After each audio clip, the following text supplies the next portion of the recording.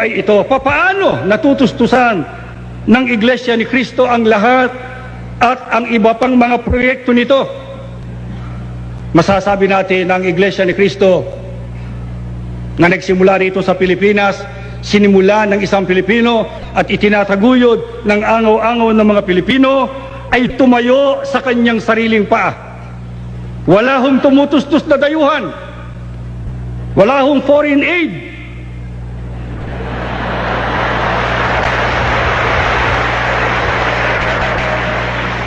Sa madaling sabi, ang Iglesia ho ni Cristo ay walang utang kahit nasa ang bangko.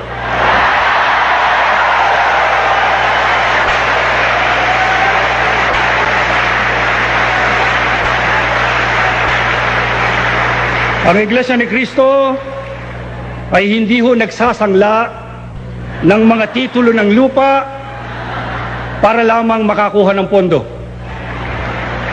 Bukas ang opisina ng Iglesia pag nakakita kayo ng kahit isang titulo na may gravamen o mayroong marka ng pagkakasangla, maghiwa-hiwalay na tayo.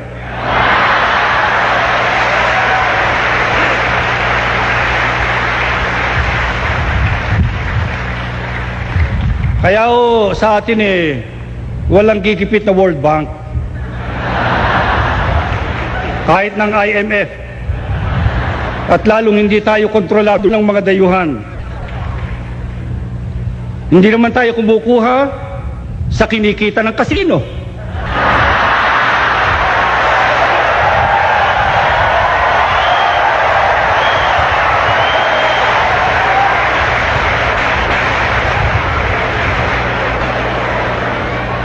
Wala tayong pasugal, paperya, walang loterya, walang bingo para lang makalikom ng pera. Wala ho niyan.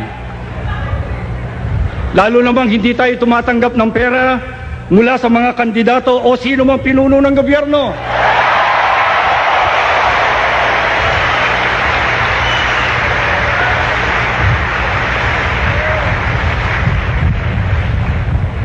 Saan ho nang galing ang salaping itinutusto sa napakaraming proyekto ng Iglesia?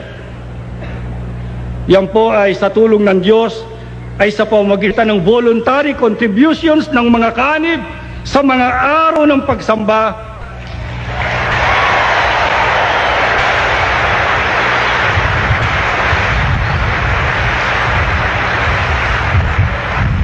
Na ang karamihan sa mga kaanib na yan na siyang sumusuporta sa Iglesia